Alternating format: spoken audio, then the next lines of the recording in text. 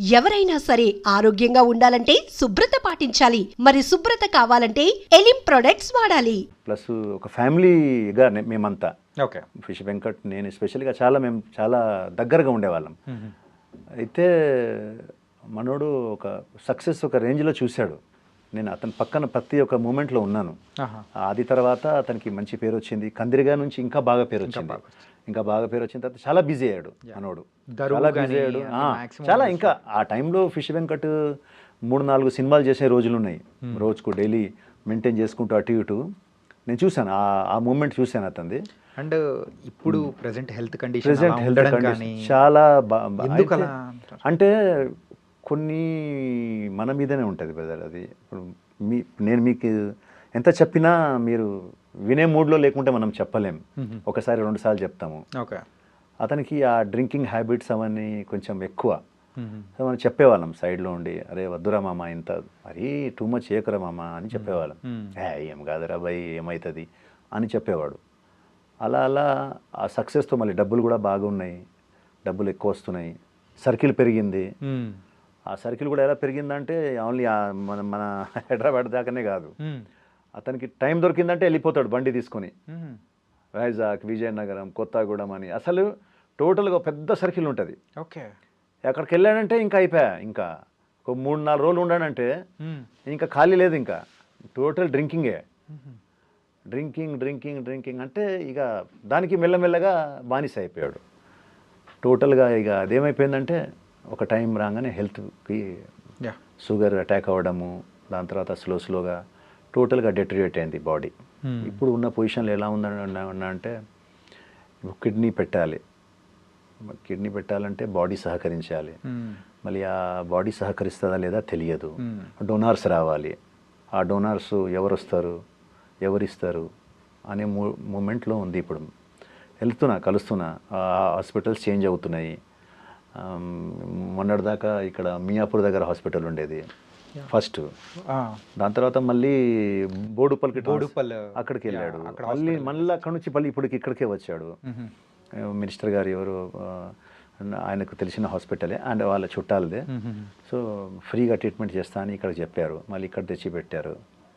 కానీ పొజిషన్ మాత్రం క్రిటికల్గానే ఉంది. ఎందుకంటే అన్లెస్ అంటే డాక్టర్స్ ఏమన్నారంటే అది చేంజ్ చేస్తే కానీ ఏం చేయలేమన్నారు. అది చేంజ్ చేయాలంటే ఇప్పుడు ఎవరికో డోనార్స్ రావాలి.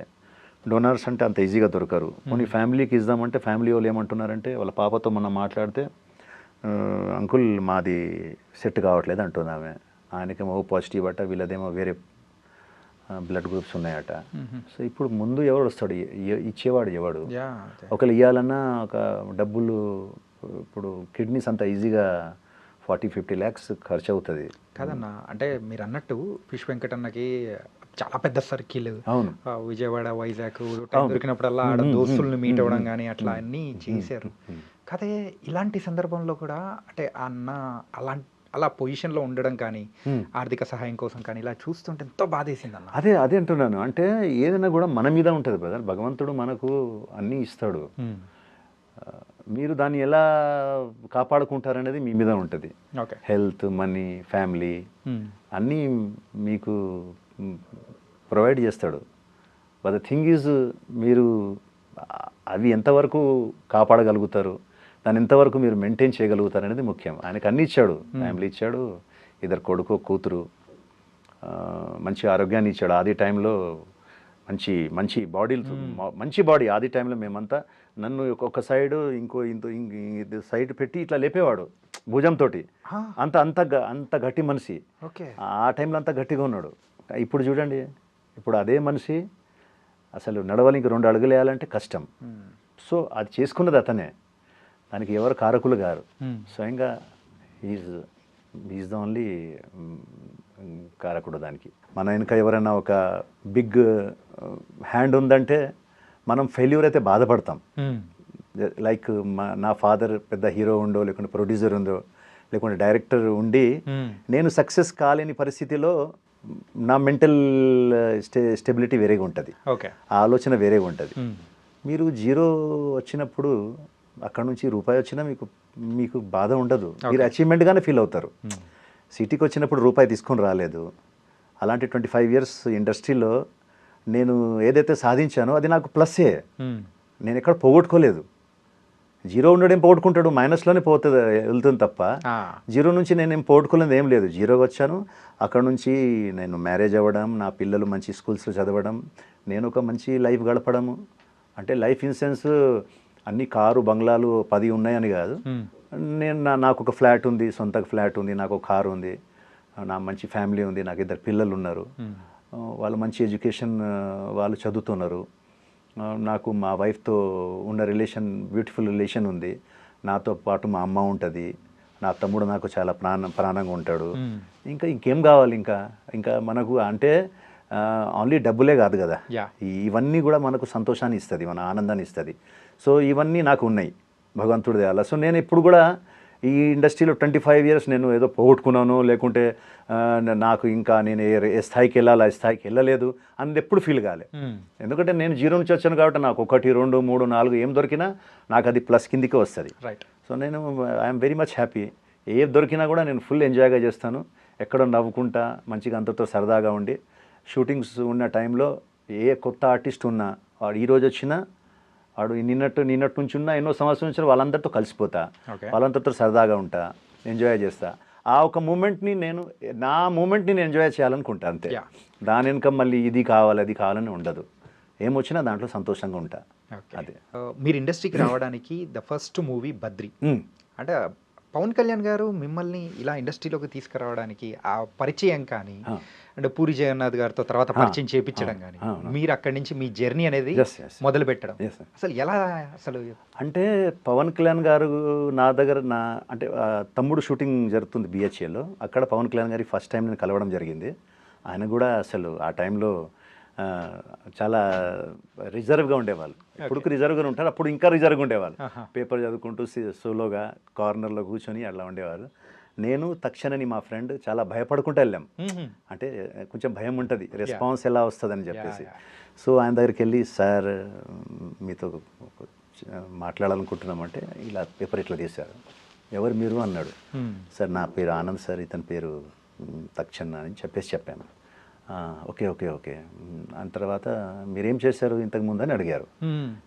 అంటే మేము అడగడం ఏంటంటే, సార్ మాకు ఏదైనా మంచి నెక్స్ట్ కొంచెం ఎంకరేజ్మెంట్ ఇవ్వండి సార్, మీలాంటి హీరోస్ చెయ్యి మా మీద ఉంటే బాగుంటుంది సార్, ఎందుకంటే మాకు ఎవరు లేరు బ్యాక్ సపోర్ట్గా అని చెప్పా.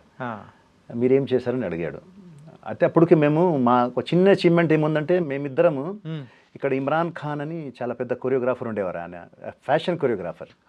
అంటే ఆల్రెడీ మోడల్ మేము ఇద్దరం.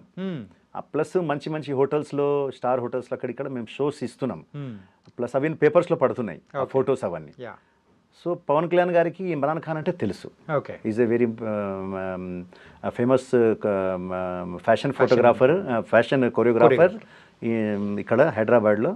ప్లస్ అతను ఒక మోడలింగ్ ఇన్స్టిట్యూట్ రన్ చేస్తాడు. దాని నుంచి చాలామంది మోడల్స్ మన హైదరాబాద్లో చేస్తున్నారని ఆయనకు తెలుసు. ఆ నాలెడ్జ్ ఆయనకు ఉంది, అన్ని నాలెడ్జ్ ఉంటుంది ఆయన దగ్గర. ఎక్కువ బుక్స్ చదువుతారు, పేపర్ అవన్నీ చదువుతారు కాబట్టి ఆ నాలెడ్జ్ అంతా ఆయనకు బాగా ఉంటుంది. ఆధ్యాత్మికంగా అన్నీ కూడా ఆయనకు బాగా నాలెడ్జ్ ఉంది. సో అది చూడంగానే ఆయన, ఓహో అక్కడ చేశారా మీరు అని అడిగారు. ఇప్పుడు చేస్తున్నారని అడిగాడు. సార్ చేస్తున్నానని అన్నాను. అతను ఇంకో ఫ్రెండ్ తక్షణ, అతను పొట్టి శ్రీరాములు కాలేజ్లో అతను నాటకాలు అవన్నీ కూడా చేస్తున్నాడు. సో అతను కూడా అది కూడా ఆయనకు బాగా ఇంట్రెస్ట్, అన్ని నాలెడ్జ్ ఉంది కాబట్టి. సో అతనికి వీళ్ళని నేను పుష్ చేయొచ్చు అనుకున్నాడు. అంటే ఆయన కూడా ఒకటి కొంచెం దొరికింది, వీళ్ళకు కొంచెం మీడియా పరంగా దీని పరంగా నాలెడ్జ్ ఉంది కాబట్టి పుష్ చేయొచ్చు అని. ఆయన ఏం చేశారంటే, మీ ఫొటోస్ 2 ఇవ్వండి, రేపు మీ రెజ్యూమ్ ఏదైతే మీరు చేశారో అది ఇవ్వండి అన్నారు. నెక్స్ట్ డే మేము వెళ్ళి ఫొటోస్ ఇవ్వడము, మేము ఏదైతే చేసామో మోడలింగ్లో అవన్నీ ఇచ్చాము. 2-3 months అయింది, ఇంకా మాకు ఎలాంటి రెస్పాన్స్ లేదు. తర్వాత ఒకరోజు ఒక ఆఫీస్ నుంచి కాల్ వచ్చి, మిమ్మల్ని రమ్మంటున్నారంటే మాకు అసలు జీరో, అసలు ఎవరు రమ్మంటున్నారు ఏంది. అది త్రివిక్రమ్ గారని ఇంతకుముందు ప్రొడ్యూసర్ గారు ఉండే ఆయన, త్రివిక్రమ్ గారు ప్రొడ్యూసర్ గారు ఉండే ఆయన సినిమా, ఆయననే ఆయనకు ఈ బద్రి సినిమాకు ప్రొడ్యూసర్గా ఉన్నారు. సో త్రివిక్రమ్ గారు ఆఫీస్ నుంచి కాల్ చేస్తుంటే మాకేం అర్థం కాలే. సరే ఏదైతే మేము ఆ అడ్రస్ని పట్టుకొని వెళ్ళాము. అటు వెళ్ళిన తర్వాత ఆఫీస్ బాయ్ వచ్చాడు, పైకి తీసుకెళ్ళాడు. ఒక పర్సన్ అపోజిట్లో కూర్చొని ఉన్నాడు. మీకు మీ క్యారెక్టర్స్ ఇలా ఇలా అని ఎక్స్ప్లెయిన్ చేశాడు. ఇంతకు ఆ క్యారెక్టర్ అంటే చెప్పిన వాళ్ళు ఎవరు? అదే చెప్తున్నా, మీరు వినండి. చాలాసార్లు చెప్పాను మీకు వేరే ఇంటర్వ్యూస్లో కూడా. ఇలా ఇలా మీరు ప్రకాష్ రాజ్ గారితో ఉంటారు, ఇలా కోర్టులో ఉంటారు, కోట్ ప్యాంట్ వేసుకుని ఉంటారు, ఆయనకు హెంచ్ మ్యాన్స్ లాగా అని అన్నారు. సార్ అది మామూలుగా ఆర్టిస్ట్కి ఉంటుందిగా. సార్ ఏమైనా డైలాగ్స్ ఉన్నాయా సార్ అని అడిగాం ఇద్దరం. సార్ ఏమైనా డైలాగ్స్ ఉంటుందా సార్ సినిమా అంతలో అని అడిగాం. అంటే నవ్వి ఆ పర్సన్ కింద నుంచి ఇన్ని ఫోటోలు తీశాడు. ఇన్ని ఫోటోలు ఉన్నాయి, మీరు నమ్మరు. ఇన్ని ఫోటోలు తీసి బెంచ్ మీద పెట్టాడు. పెట్టేసి ఇన్ని ఫోటోలలో మీరు నాకు నేను ఎవరో మీకు తెలుసా అన్నాడు. సార్ తెలియదు సార్ అన్న. మీరు నాకు ఎవరో తెలియదు, కానీ ఇన్ని ఫొటోస్ నుంచి మీ ఇద్దరిని నేను ఎందుకు పిలవడం జరిగింది అన్నాడు. సార్ అది కూడా తెలియదు సార్ అన్న. పవన్ కళ్యాణ్ గారు మిమ్మల్ని ఇద్దరిని ఈ సినిమాలో పెట్టుకోమని చెప్పారు అన్నాడు. షాక్. ఇద్దరం ఒకరికొకరు చూసుకున్నాం. Sir thank you sir. ఆయన ఇప్పుడు సార్ మీరు అంటే నేనే ఈ సినిమా డైరెక్టర్, నా పేరు పూరి జగన్నాథ్ అన్నారు. అప్పుడు ఇంకా మాకు ఇంకా షాక్. ఇంకా దాని తర్వాత అసలు ఇంకా ఏం మాట్లాడలే. సార్ మీరు ఏమి ఇచ్చినా మేము చేస్తాం సార్. అలాగే అదొక ఆర్టిస్ట్గా ఏదైనా ఉంటుందంటే ఇది మన జర్నీ స్టార్ట్ అయింది, ఇప్పుడు చాలా చేయాల్సి ఉంది, మనము ముందు చేద్దాం అన్నారు. దాని తర్వాత ఇంకా మేము అంతా కిందికి వెళ్ళి కొలతలు అని ఇవ్వడం అవన్నీ జరిగింది. దాని తర్వాత ప్రయాణం స్టార్ట్ అయింది. నిజంగానే ఆయన చెప్పినట్టే పూరి గారు ఇక నెక్స్ట్ నుంచి మీకు ఈడియట్లో తీసుకున్నారు,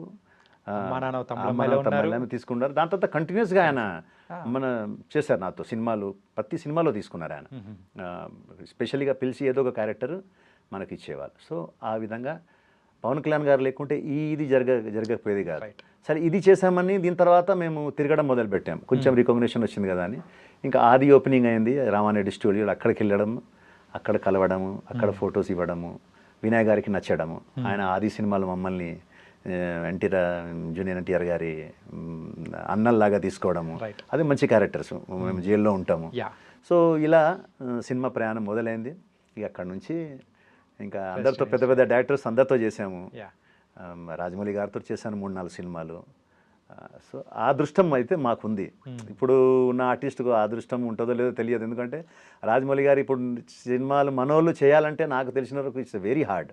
మాలాంటి యాక్టర్స్ అంటే ఇంకా పెద్ద యాక్టర్స్ గురించి నేను మాట్లాడలేను, కానీ మనలాంటి కొంచెం ఉన్న యాక్టర్స్కి ఇప్పుడు రాజమౌళి గారి సినిమా చేయడం చాలా కష్టం ఉంటుంది. ఆయన రోజుకి బౌండరీస్ దాటేస్తున్నారు ఆయన. ఇప్పుడు నెక్స్ట్ రాజమౌళి గారు మహేష్ బాబు సినిమా కూడా నాకు తెలిసిన వరకు it's not a pan India, నాకు తెలిసిన ఇట్స్ హాలీవుడ్ మూవీ అని చెప్పచ్చు. అంతే బ్రో, అంతే. అది హాలీవుడ్ మూవీ కాబట్టి ఇంకా అవకాశాలు మనలోకి చాలా తక్కువ ఉంటాయి అనిపిస్తుంది నాకు. కానీ ఒక విషయంలో మీరు మాత్రం లక్కీ తెలుసా, ఏంటంటే ఇప్పుడు ప్రెసెంట్ ఇండస్ట్రీలో ద టాప్ మోస్ట్ డైరెక్టర్స్ అందరితో మ్యాక్సిమం వర్క్ చేశారు. అవునవును. కానీ అది వింటూ ఉన్నా కానీ వావ్ అనిపించేస్తుంది. అదే నేను చెప్పాను కదా మీకు, నాకు ఎలాంటి ఫిల్మ్ ఇండస్ట్రీలో ఉన్నందుకు నేను గర్వపడతా. ఎందుకంటే నాకు చాలా ఇండస్ట్రీ చాలా ఇచ్చింది నాకు. Film industry given me so much ఇచ్చింది నాకు. నేను ఇప్పుడు నాకు అది రాలేదు ఇది రాలేదు బాధపడడం, అదే యాక్చువల్గా అలా బాధపడితే నిజంగా నేను రాంగ్ అవుతా. నేను వెరీ మచ్ హ్యాపీ, ఇంతవరకు వచ్చాను. దేవుడి దేవాల ఇంకా ముందు కూడా వెళ్తాము నో డౌట్గా. ఎందుకంటే టైం అనేది ఒకటి మనకు ఏం చెప్పి రాదు, చెప్పకుండానే అన్ని ఇచ్చేస్తూ ఉంటుంది సమయం. మనం కష్టపడుతూ ఉండాలి.